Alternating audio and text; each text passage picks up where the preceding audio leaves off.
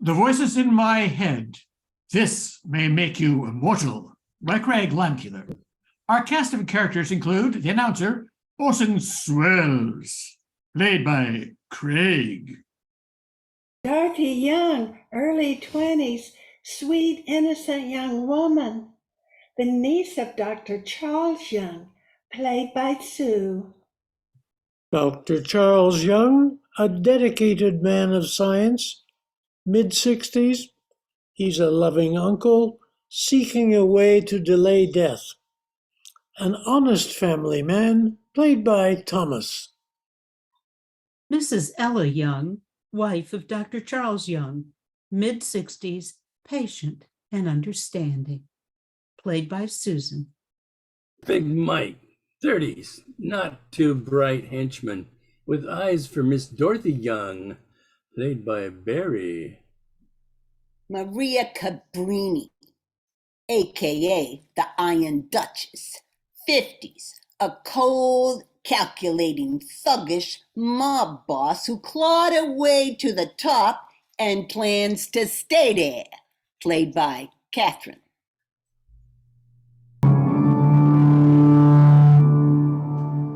Well, good evening, my friends, and welcome to The Voices in My Head. I'm your host, Orson Swells. Please make yourselves comfortable. Tonight's tale is told by The Voices in My Head. Involves a rather ambitious woman named Maria Cabrini, otherwise known as the Iron Duchess. She's in charge of the underworld in this city and has no plans to retire, ever.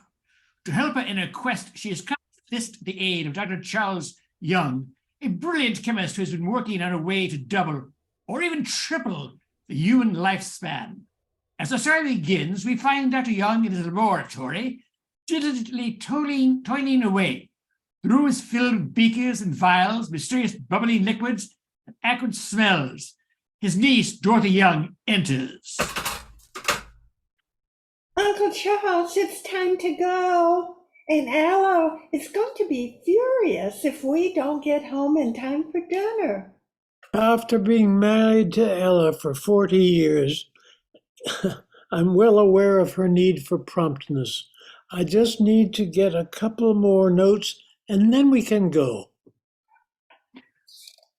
Just then, a swarthy gentleman who goes with the moniker of Big Mike fills the doorway. His beady little eyes survey the scene until he sees Miss Young, and then a less than gentlemanly sneer crosses his face.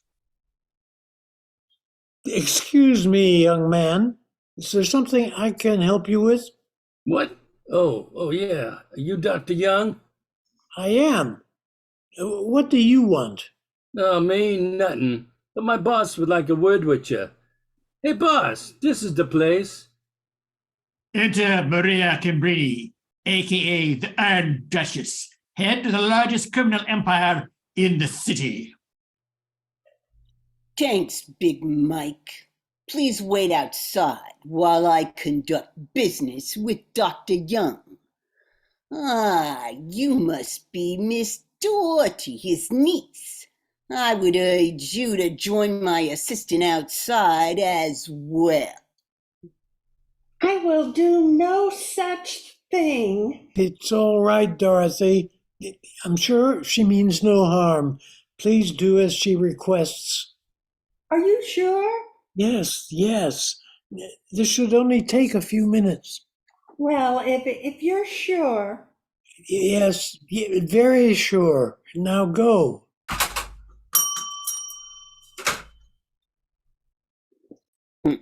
Your niece sure has a lot of moxie.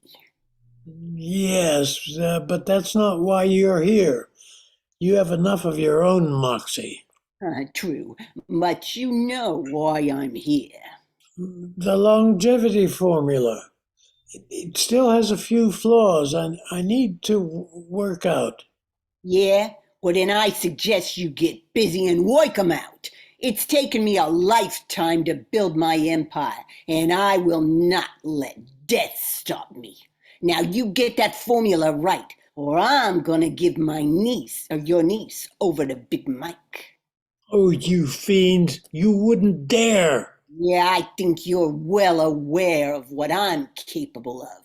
You have 1 week to show me results. Big Mike, please bid adieu to Miss Young. It's time for us to depart. Our story moves to the home of Dr. Young and his wife Ella. They're sitting at dinner table along with their niece Dorothy. The aroma of Yankee pot roast fills the room. Once again, you're late, dear. All that equipment in your lab, and you'd think there'd be at least 1 clock. Now pass the rolls, please. I'm terribly sorry, dear. I was unavoidably detained. I say we were detained. That horrible gangster, the Iron Duchess, threatened Uncle Charles and me unless Uncle Charles made her some sort of longevity formula. The longevity formula? I thought you gave that up years ago. But I did. I ran out of funding. And then Maria Cabrini entered the picture. She's the Iron Duchess. Oh my, she's not a woman to be trusted. Oh, I know what she is, dear. She was rather insistent on providing funding. I was not in a position to refuse. Besides, I really felt that there was something going on and I was on the verge of a breakthrough. And now, because of such foolishness, both your life and the life of our niece is in danger. What shall we do? We need to call the police. No, sadly, it's not that simple. It would be her word against mine. But everyone knows she's the biggest gangster in town. And she owns half the police force and most of the judges, which is why going to the police will be fraught with risk. But that is why I have worked out a plan that will accommodate the Iron Duchess's wishes and still keep us all alive. As Dr. Young explains his plan to his wife and niece, we simply head 1 week later at the laboratory. The room is filled with beakers, test tubes, various colored liquids, and other scientific paraphernalia. On the table are 3 vials filled with a greenish liquid. Are you sure this is going to work? Let me just add this tincture to this vial here.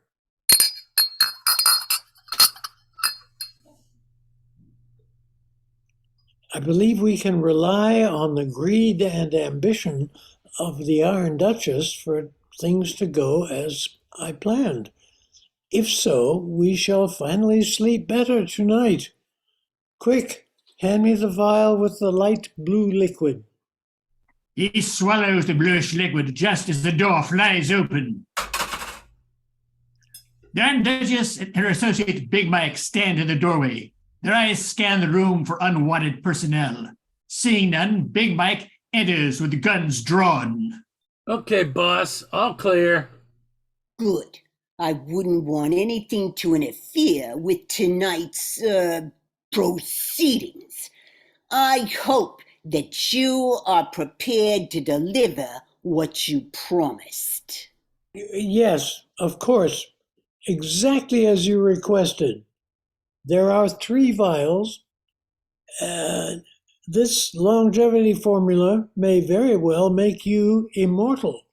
Excellent. That's just what I wanted to hear. But how do I know I can trust you? You could very well be handing me a vial filled with poison. I would never do that. I'm certain you've left instructions with Big Mike to take care of us all if anything bad happens to you. Dr. Young, you know me too well. I must confess to being curious. Why did you have me prepare 3 vials? Because I need someone loyal to me to carry out my plans, to rule this city, this state, in fact, this entire country. So one vial is for my associate, Big Mike. Gee, thanks, boss.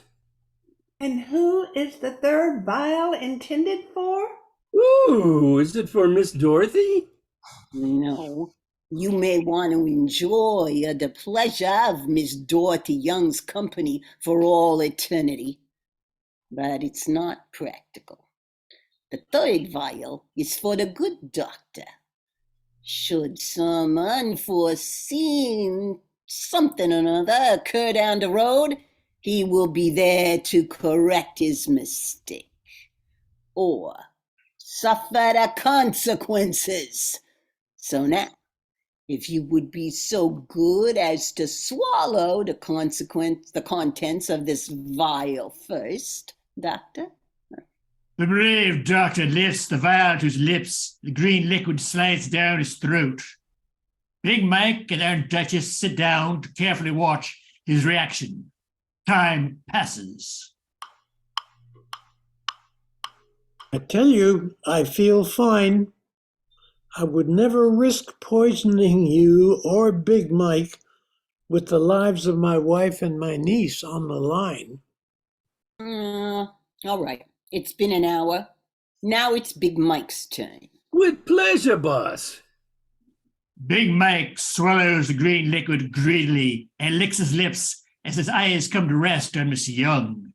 She meets his gaze defiantly at first and then looks away, defeated. Okay, Duchess. At long last, it's your turn. Unless you don't have the nerve. After all, immortality has its own burdens. Listen, Doc. I'm the Iron Duchess. I fear no one and nothing on this earth. Give me that last vial now. My criminal empire will outlast the Holy Roman Empire. Without hesitation, she grabs the last green vial and gulps it down. She looks at the empty vial. A thought crosses her mind. Hey, how do I even know this stuff is working? Maybe it's all just a big scam. You just need to give it time. The effects are subtle and may take a while to kick in. Hey, Big Mike, do you feel any different? Hey, there, I'm talking to you, Big Mike. Do you feel any different? Big Mike stares blankly ahead, unresponsive to the pleas of his boss. Say, what did you do to him? He's like a statue. He's no good to me this way. No, I imagine not. The question is, how are you feeling? Me? I feel great. But now, because of your betrayal and you and your lovely niece are going to die. As Aunt Duchess reaches for a gun, her speech and movements become slower and slower until she too is not unlike a statue made of hard, cold stone. Are they? Dead? No. No, my dear, but they got exactly what they requested. Virtual immortality. My formula has slowed down their metabolism. By my estimation, they will remain comatose for the next 100 years, which is about what their jail sentence would have been. But I don't understand. Why aren't you affected? Remember the vial with the blue liquid? Yes, you swallowed it just before they came in. You see, my dear, the formula for immortality is a two-step process. They skipped the first step, and now they have paid the price. Does this mean you're immortal? Ask me in 100 years. Huh.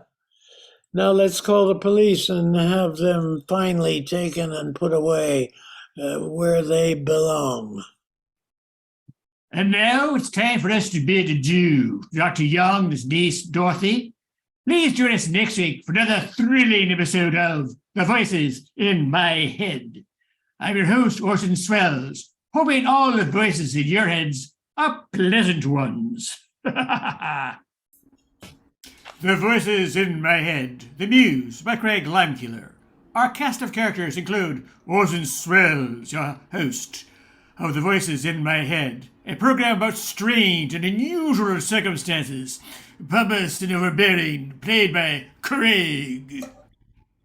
Edmund Stone, ambitious and nervous, a writer in his 40s who achieved success with his first novel, The Buttermilk Conspiracy.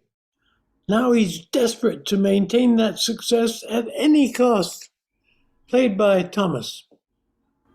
Mary Connor, late 20s, Edmund's agent needs him to produce a sequel to his first novel. Sympathetic but saucy, and not one to take no for an answer. Played by Susan. Athena Milos, early 20s, sweet and young. Mary Connor's assistant, Greek by birth, has aspirations of becoming a writer. But for now, is happy just to be Miss Connor's assistant, played by Sue. The Muse, a regal, a goddess, not one to be trifled with. One of the 7 muses of Mount Olympus, ensnared by Edmund Stone to help him write his next novel. Played by Lisa.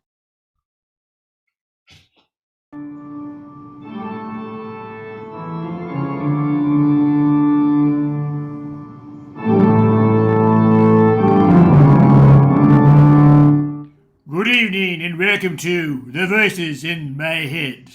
I'm your host, Orson Swells. Please make yourselves comfortable. Tonight's tale involves a writer, Edmund Stone, who wants nothing more than to write the great American novel. A novel of such importance it would eclipse the success of all others. His first novel, The Buttermilk Conspiracy, was a huge success, loved by the press and the populace alike. But success breeds its own problems. His publisher and the public demand a sequel. As our story opens, we find Mr. Stone is writing Sanctuary. We see a large desk, overflowing with papers and books stacked haphazardly throughout the room. Light spills on the desk from an overhead lamp. Despite the late hour, a black phone on his desk begins to ring. Who's calling? Edmund, it's Mary, your literary agent. Just checking in to see how the new novel's coming along. If I had something for you, you'd be the first to know. Look, I understand the creative process takes time. Everything has to be just right. The stars have to align and all that jazz. But here's the deal. The publisher is breathing down my neck.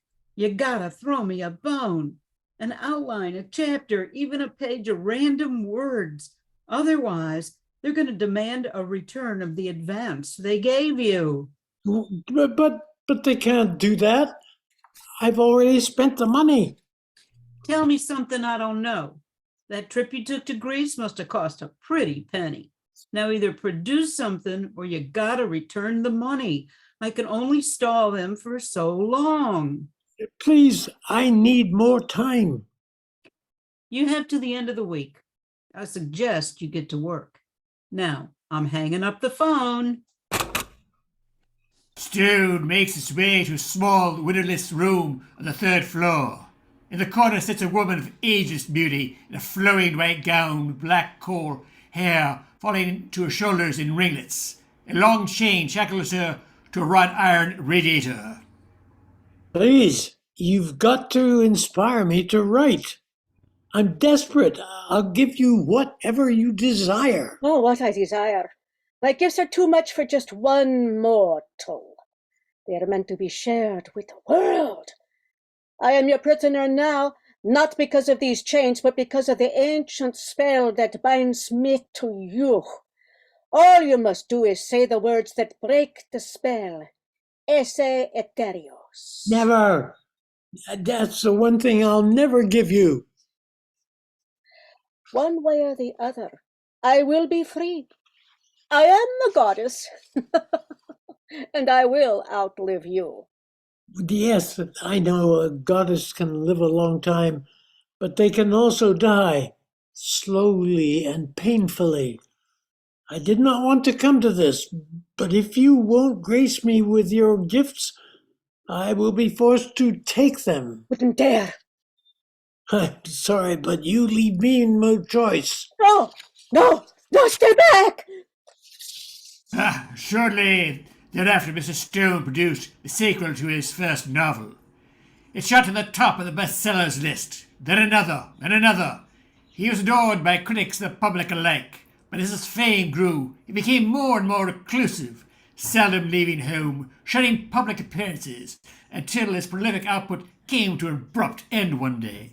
Letters, telegrams, even phone calls went unanswered, until his agent MiraCosta and her new assistant, Miss Athena Milos, decided to make a social call.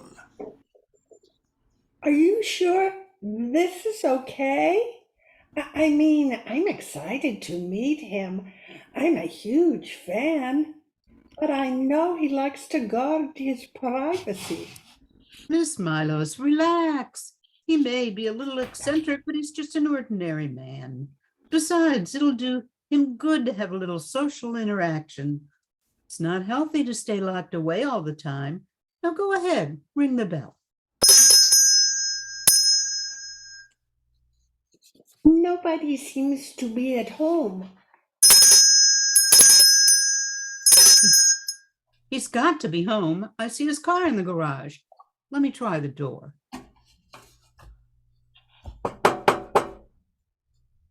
It's not locked. It's not locked. Hello, Edmund. Hello. Mr. Stone! Anybody home? Whenever you go. I hear something coming from behind the door over there. That's his study. Edmund, you in there? It sounds like he is in distress. That it does. I'm going to force open the door. It's so dark. I'll turn on the light.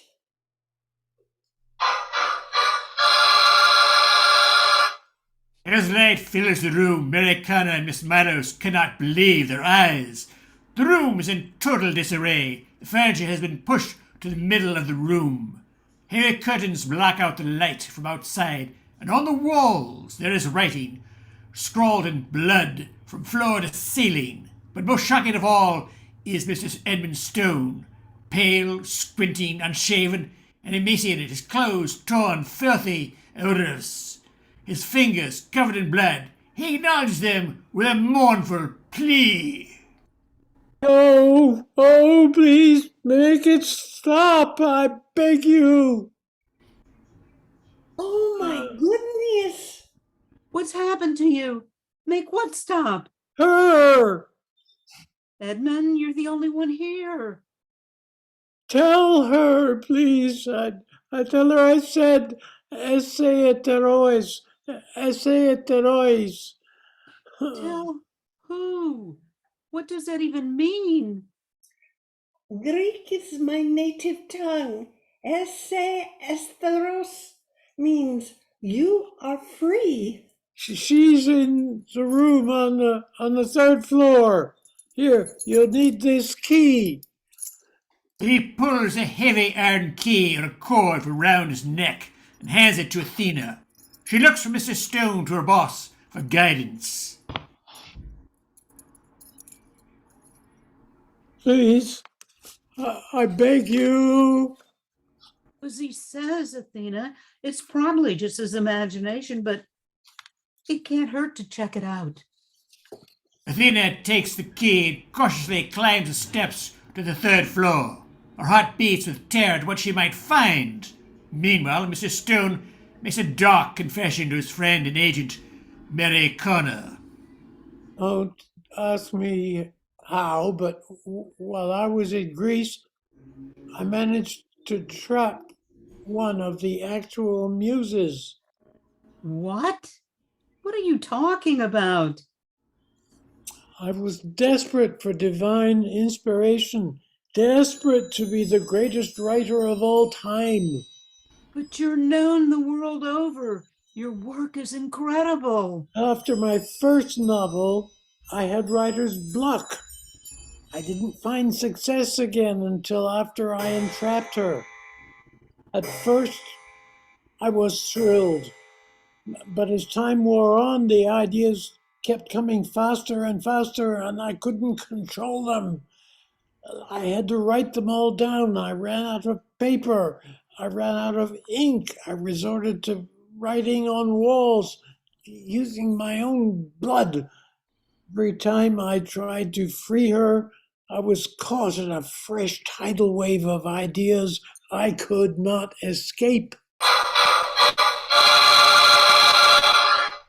Athena makes her way to the third floor. She knocks on the door hesitantly. A woman in a flowing white gown with coal-black hair, her eyes sparkling like the Aegean Sea, is chained to a radiator. Oh my gosh! Who are you? Your Mr. Stone can answer that. I've been expecting you. The key, please. I have much work to do. Yes, of course. He said to tell you, esse etheros. I knew he would. They always do. Do you write? Oh, why, yes, I do a little. But how did you know? And you will be seeing me again. But for now, I return to Mount Olympus. Athena, stunned, opens the door and hurries down the stairs. Athena, no need to rush. I've already called for an ambulance. I think there's some time in a sanitarium will do our Mr. Stone a world of good. Oh, the woman, the muse. Did you see her?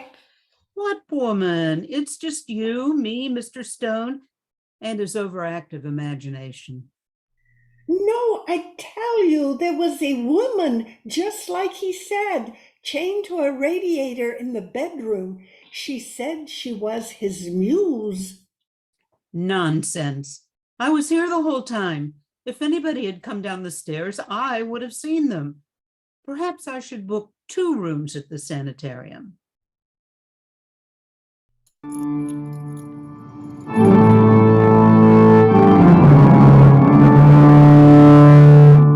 And now the time has come to say goodnight to the voices in my head.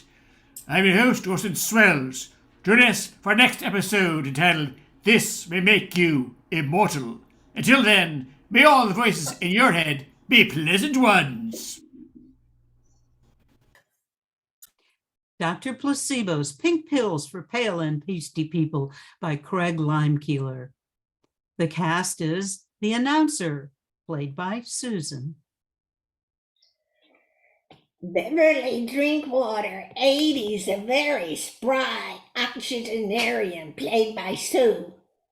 Dr. Robert Wells, a 50s, a Don Knotts guy, played by Craig. Gladys Applebaum, 20s, housewife from Queens, played by Catherine, huh?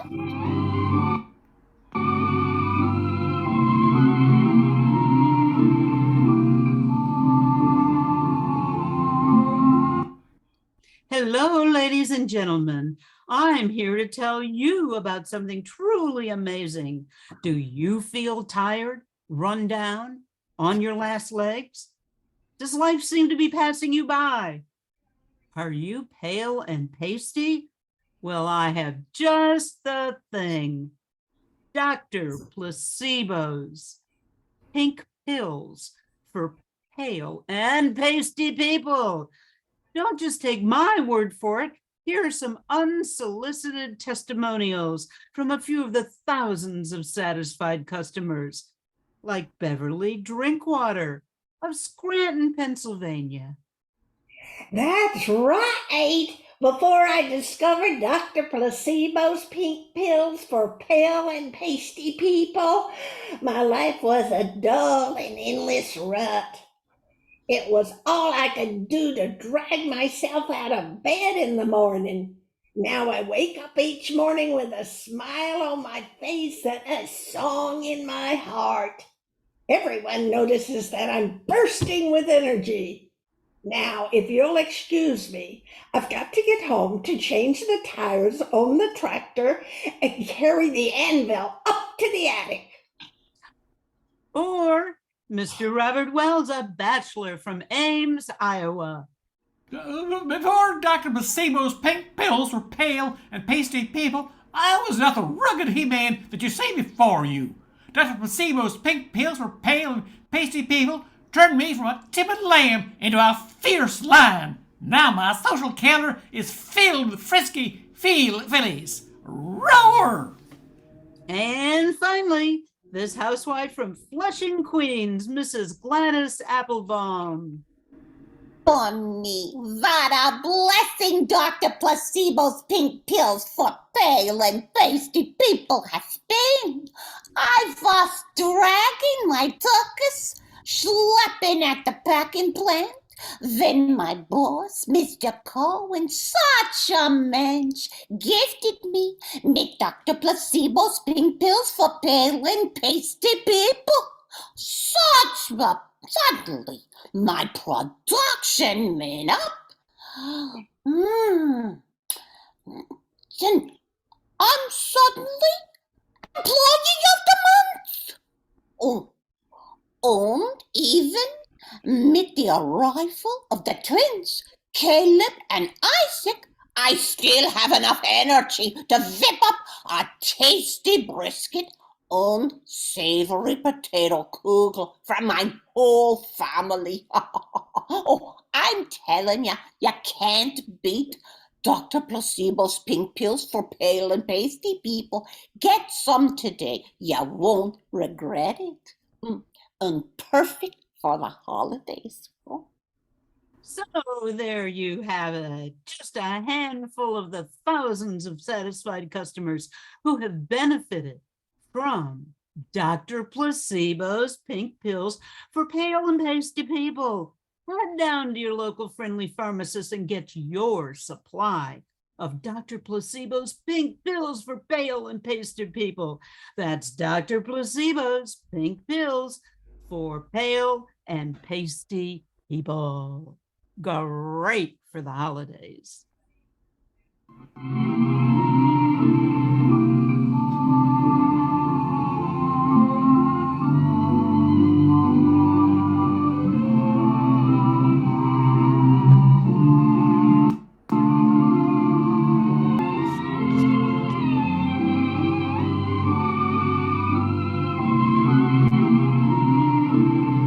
The Impact of Radio on Our Lives presents Voices and Memories from Radio.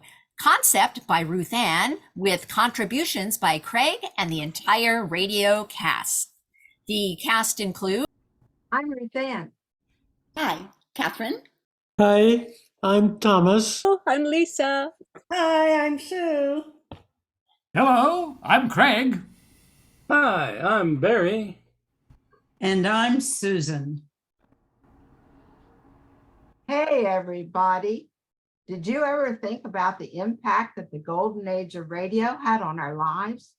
I'm talking about those radio shows that were broadcast during the 30s, 40s, and 50s.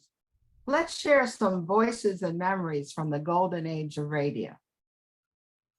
I wasn't born in the golden age of radio, but when I was a child, I loved to sprawl on the living room rug and watch Our Miss Brooks on television.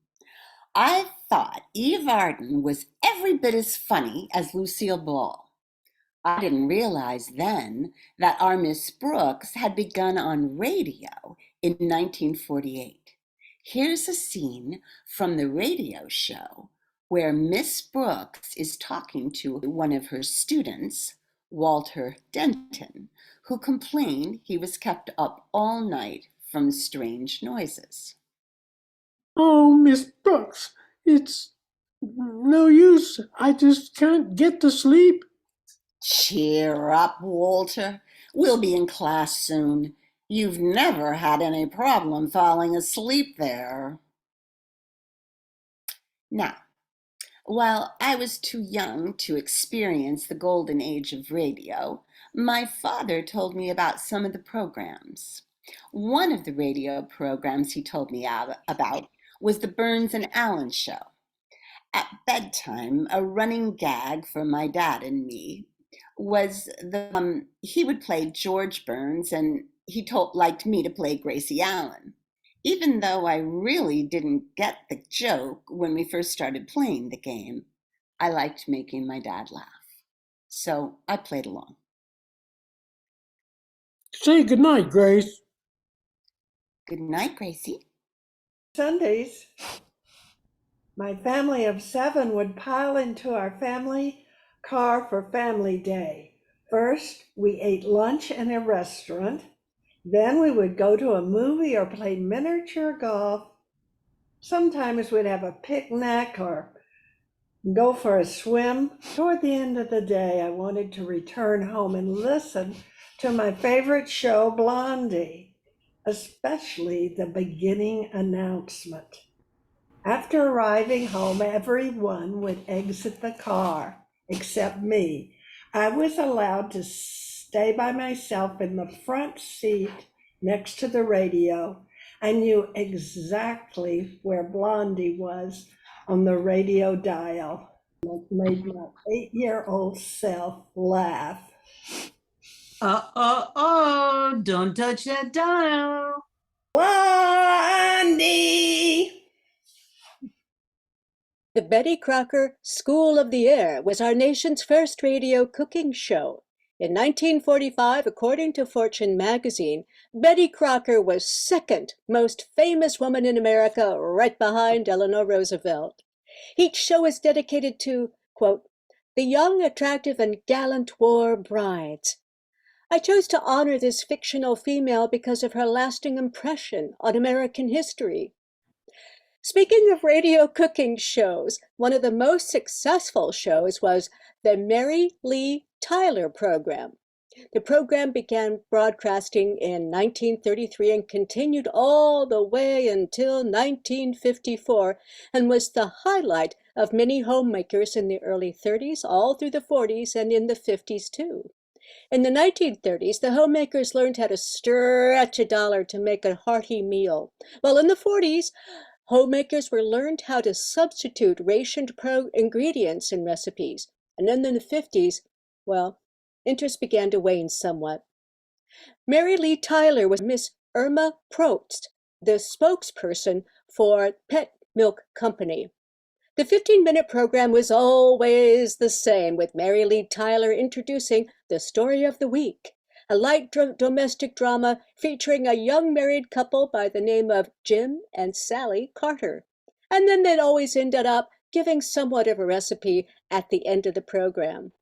So here's me as my rendition of Mary Lee Taylor. Make tonight's still soup delicious and nutritious by using Pet evaporated milk. Pet milk makes your broth rich and creamy. Simply add vegetables you have on hand into a pot of water. Bring the water to a boil, and then cut the vegetables up and bring them to the boiling water. Simmer until all those vegetables are nice and tender. Slowly add the Pet evaporated milk into your broth, and you're done. See how simple it is to treat your family to a great pot of hot soup. Using Pet milk will have everybody on the table asking, "More, please." The Romance of Helen Trent brings back some of my earliest memories of my mother and the appropriately named soap opera. in the kitchen, running the wet laundry through the wringer where the washer was, or sprinkling, starching, and ironing the already dried ones. Each afternoon before and throughout the war, my mother and other housewives across the country transferred their troubles to a fictitious costume designer, a sad sack looking for love in all the wrong places. It ran for decades from 1933 to 1916. The romance of Helen Trent began with the traditional folk song, Juanita. Juanita, Juanita, as I saw, if we should part.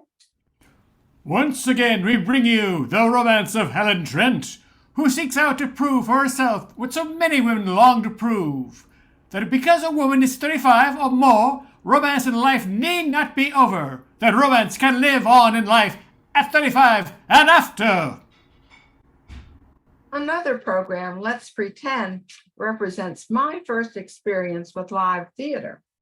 When I was in second grade, my parents promised me a trip to New York City if I earned all A's on my final report card. They wrote for tickets to that coveted show, and lucky Ruth Ann saw the cast in person. The short folks were standing up on those wooden crates wearing business suits. The women wore dresses and high heels. All of the men or women, tall or short, voiced mellifluous words, enchanting children throughout the country. Cream of wheat is so good to eat that we have it every day. Cream of wheat is so good to eat, it makes us shout hooray. It's good for growing families and grown-ups too to eat. For all the family's breakfast, you can't beat cream of wheat. Cream of Wheat, the Great American Family Sale presents Let's Pretend. Yay! While the golden age of radio was before I was born, I nevertheless enjoy and appreciate the old broadcasts. I like the idea of old-time radio because they were theaters of the mind. Each person gets to imagine the world created by just voices and sound effects. If I had to choose one of the more iconic moments from the golden age of radio, it perhaps would be the opening of The Shadow. Who knows what evil lurks in the hearts of men? The Shadow knows. Or perhaps the iconic The Lone Ranger. A fiery horse with the speed of light, a cloud of dust, a hi-ti hi-ho silver, the Lone Ranger, with his faithful Indian companion, Tonto, the daring, resourceful best rider of the plains, led the fight for law and order in the West, returned with us now to those thrilling days of yesteryear. The Lone Ranger rides again. Hi-ho, Silver! Away!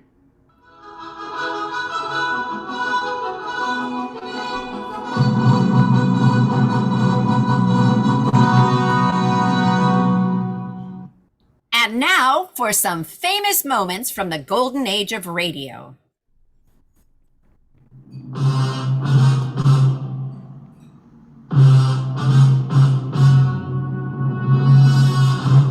Ladies and gentlemen, the story you're about to hear is true. Only the names have been changed to protect the innocent. Wait, remember Walter Winchell? He was a journalist and radio broadcaster who covered both hard news and celebrity gossip. Walter Winchell, urgent good evening. Mr. and Mrs. America from border to border, coast to coast, and all the ships at sea. This is Walter Winchell in New York. Let's go to press. Hey, let's not forget Abbott and Costello. Hey, Abbott! I'm a bad boy. And now for the iconic Jack Benny Show. Now cut that out! Money or your life. Look, bud, I said your money or your life. I'm thinking it over! And, of course, All those fabulous feuds between W.C. Fields and Charlie McCarthy. If it wasn't Mr. Fields, the original half-man, half-nose. Well, Charlie McCarthy, the woodpecker's pinup boy. Say, Mr. Fields, is it true that you don't like children? No, not at all. I love children. I can remember when my own 2 unsteady legs would toddle from room to room. When was that? Last night? Quiet, Wormwood, or I'll whittle you down to a coat hanger.